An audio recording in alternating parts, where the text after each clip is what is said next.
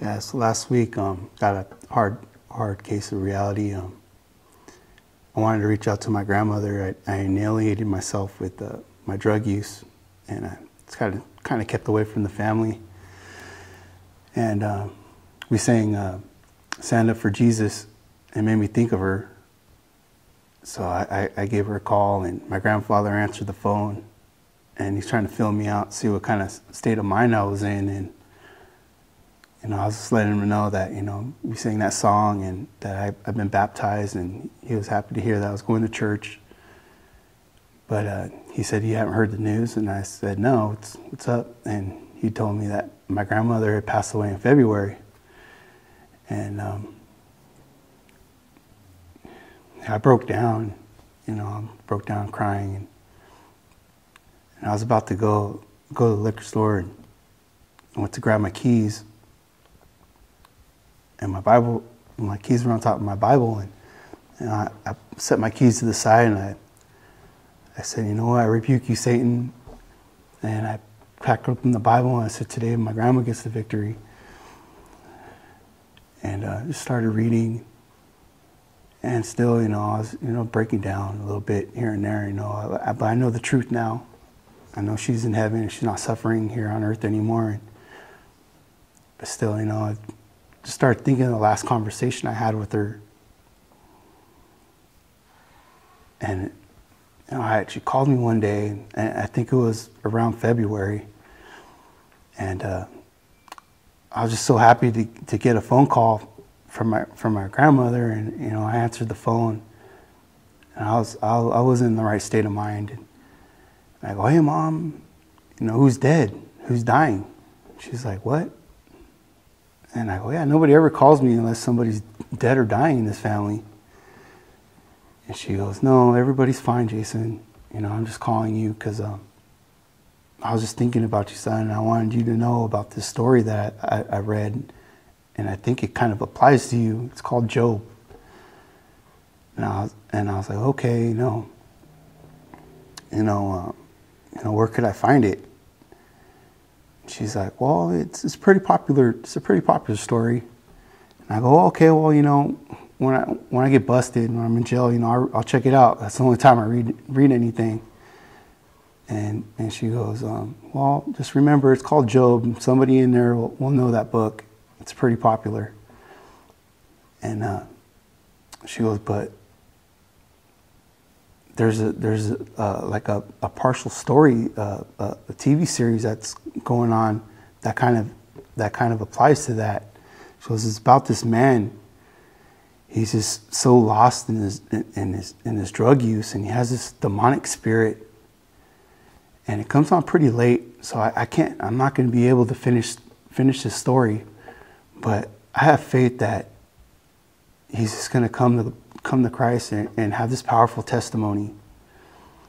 And I was like, "Okay, still not knowing that, she's talking to me." But I was just so delusional. And she said, "Son, I just want you to know, you never disappointed me. You never let me down. Even if you kill somebody, I just want you to know that I love you to the moon and back." And I was like, "Okay, Mom." And I said, "All right, I'll talk to you later. I got to go. Bye." I never said that I loved her. I didn't know that was going to be the last time I talked to her. And I just, it made me realize what a wicked spell I was under. Just the things that I was saying to my grandmother, who talks like that to a loved one. But yeah, that was last weekend. But I'll start with my testimony.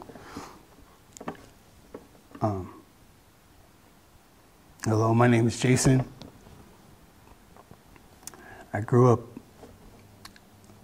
with a single mom.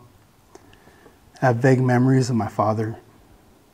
He was 15 and my mom was 17 when they had me.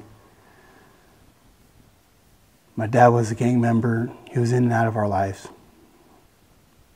me and my mom moved to my grandma's house when I was probably about the age of 4. And she was going to college to pursue her career, so I got to spend a lot of time with my grandmother. And she'd take me to church twice a week. She would, every time I was with her, and we were eating, she had a little daily bread in the middle of the table, and she'd teach me scriptures daily. Eventually, my mom got married, so we moved out of that house. And she still made it a point to come pick me up every Sunday. She knew that I was a kid with that just full of hate. I hated my mother. I hated this man she married. I hated my siblings.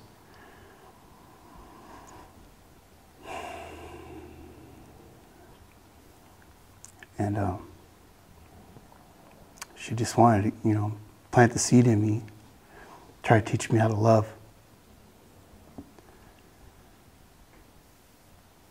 I started using drugs at the age of 13. And it was a habitual ritual since then. And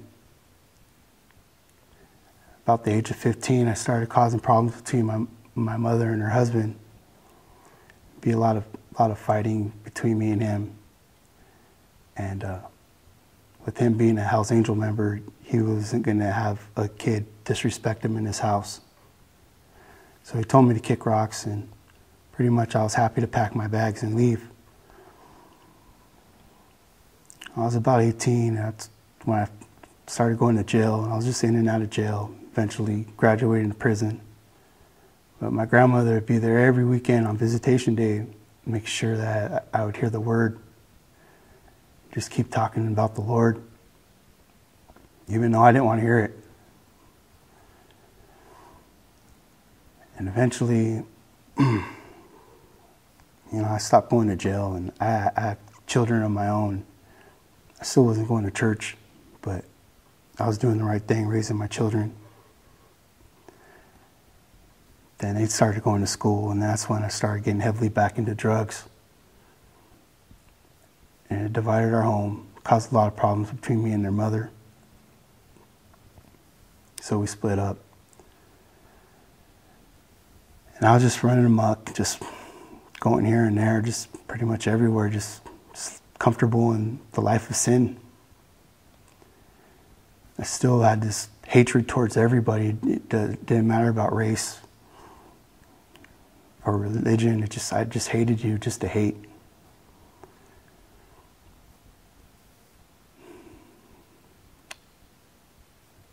Eventually,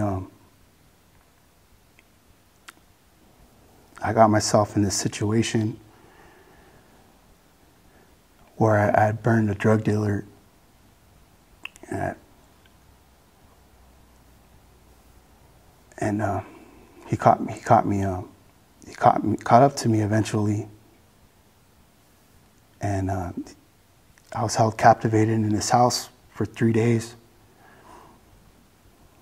And they took what they could from me. They took my vehicle. That it wasn't enough. They wanted more. They wanted money. I didn't have money. And pretty much they were going to kill me that day. And they're just trying to plot it out, see what they're going to do, what their plan was. And I was just sitting on the couch. And I just looked up to the sky and I said, God, if you help me out of this one, I'll turn to the Lord. And one by one, each captivator fled. When it came time to come do whatever they're going to do to me, they were like trembling, and they ran off one by one. So I kept to my word, and I went to a men's Christian home. And I stayed there for 90 days. And I didn't get baptized or anything, but I felt the Spirit, but it was just this impure spirit. I didn't have the Holy Spirit. But I thought I knew what I was doing. I thought it'd be okay. So I left the home, even though my pastor told me to stay. And I went back to live with this woman. And I was going to church, and I was trying to convert her, and I wasn't living in sin with her until maybe 2 weeks into it. I went back to my ways. I backslid, and all hell broke loose. I got heavily back into drugs. I ended up putting myself in a mental institution. I got out. A month later, I put myself back in there.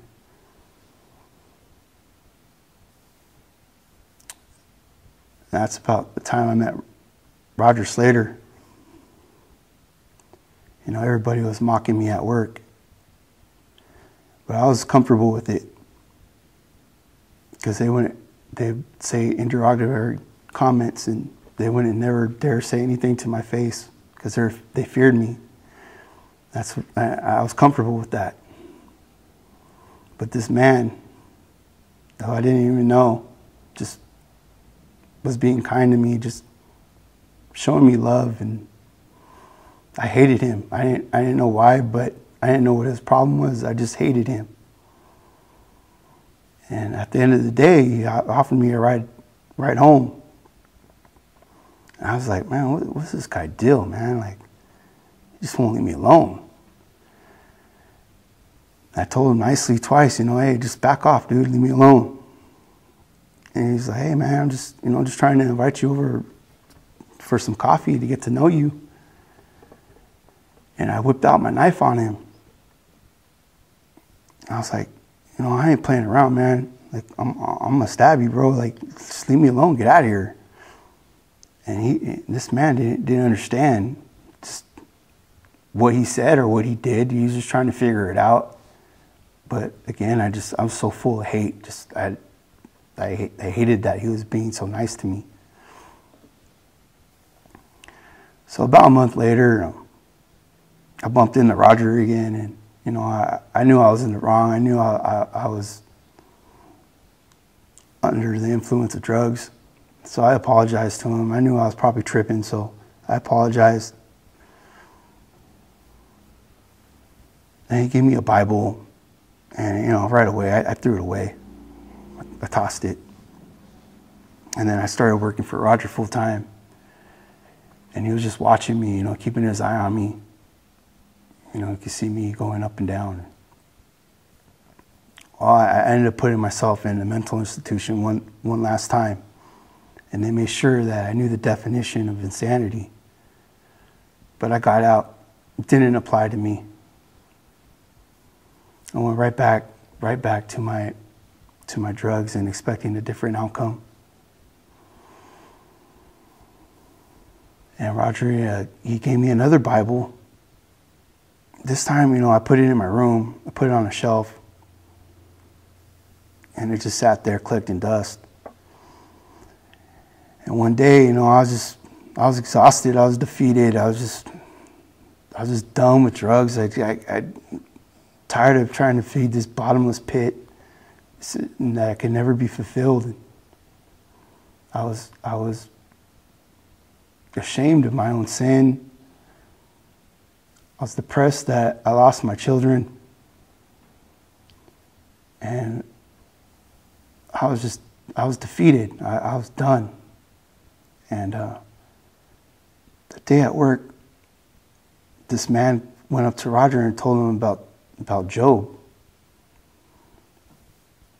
And I was at home. I was ready just to end my life. And I remember that man saying something about Job, and then I remember in the back of my head, my grandma saying something about Job. And I go, oh, it's in the Bible. And so I unwrapped that Bible and I opened it up. And I started reading Job, and it just broke me down. Just started broken down crying, like how a man lost everything, his whole family, and he wasn't cursing God. And I was like, okay, I was putting two and two together. That's what my grandma was trying to get her message across to me. So, the following day, I threw away all my drugs and paraphernalia, and I just tossed it. And then I just started talking to Roger, started talking to him about asking him questions and allowing him to preach to me. And now, you know, I don't have any desire for drugs, and here I am. I'm reading the Bible every day, just absorbing all the wisdom, and I'm just blessed right now. I'm so happy. I'm just so joyful that I finally am like accepting love, and my deception of love was twisted before, but I see the real meaning of love. And it's just awesome. It's just awesome that how I went through all of that and I was unscathed, and I do have a chance for redemption. There is a way out. There is a way that I can live with myself and forgive myself. And thank God for that.